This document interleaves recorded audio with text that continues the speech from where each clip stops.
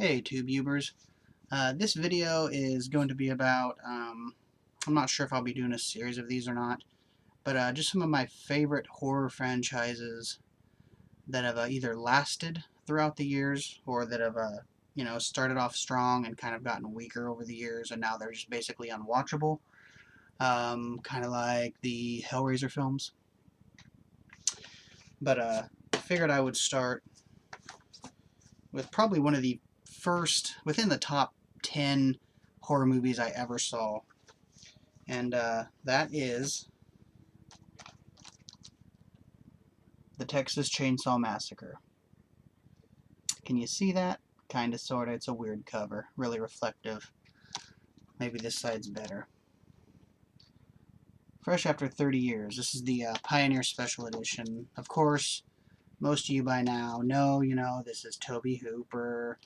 You know all the basics of this film. But it still stands up today. I mean, here's the inside of that one.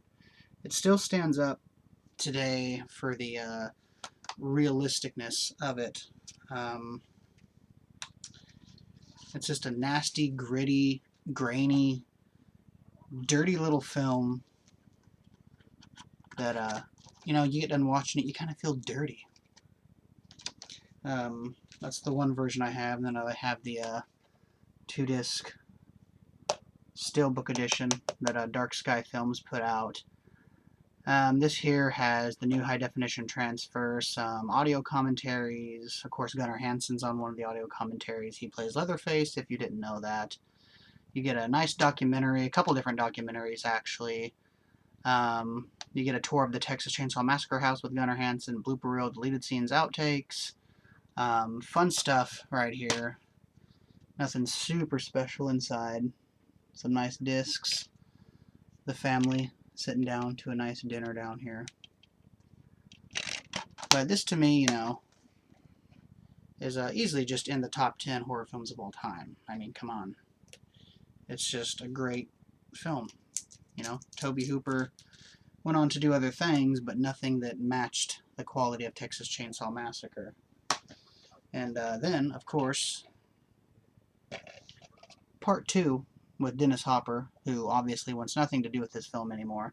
But I was waiting forever for this one to come out on like a really good DVD. I had the older one of this that had like no features or anything, and I was like, God, I want part 2 with special features. So this is really cool because it has a nice audio commentary on here with Bill Moseley, Carolyn Williams, and Tom Savini. Has another commentary with Tobe Hooper, David Gregory, who was the director of the Texas Chainsaw Massacre, The Shocking Truth documentary, and some deleted scenes, and a couple still galleries. I was really glad when this one came out. This is the gruesome edition. I really love this film. It's kind of like Texas Chainsaw Massacre 1, just kind of funny. Kind of like what Sam Raimi did with Evil Dead 2. He made it kind of funny as opposed to the first one being, more serious. But I enjoy this film. I think it's a fun film. Cool cover too, even though the white with this kind of reminds me of like a Saw cover, which is probably what they were going for. I don't know. But fun film.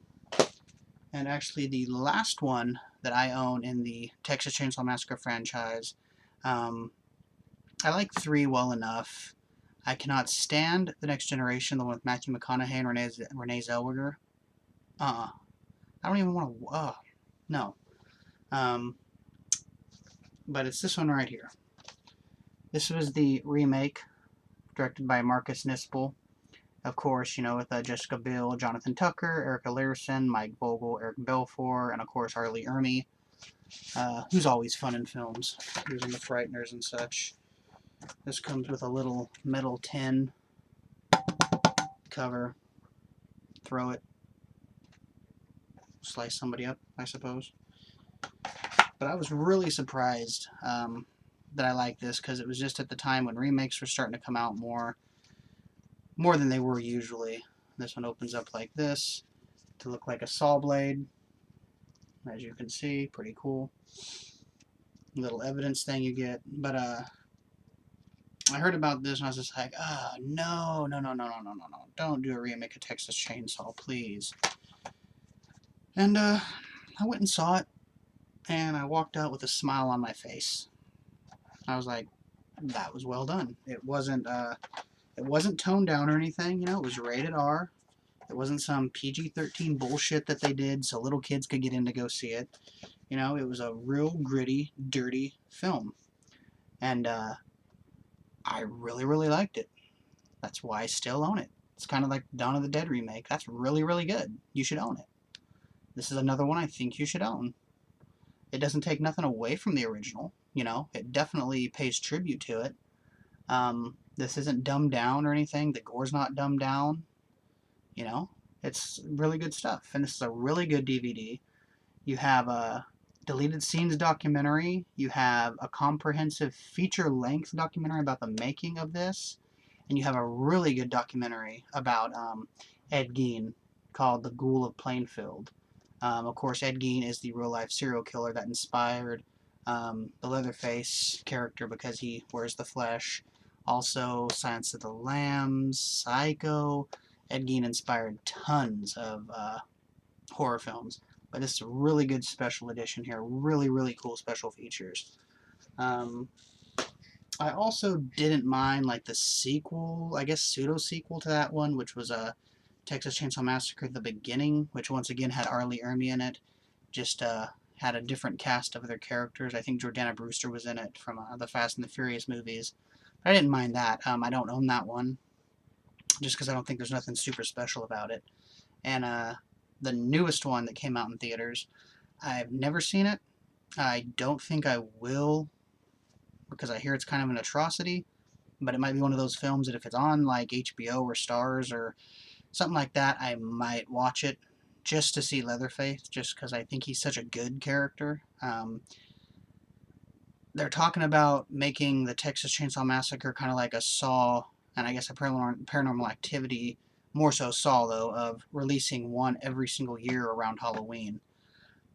I'm not really sure how well that would go, because the Saw movies, in my opinion, kind of went downhill a little bit as they got going. You know, you kind of knew what to expect from the Saw movies with like the twists and stuff like that, you know. But I don't know. If they do that, they do it.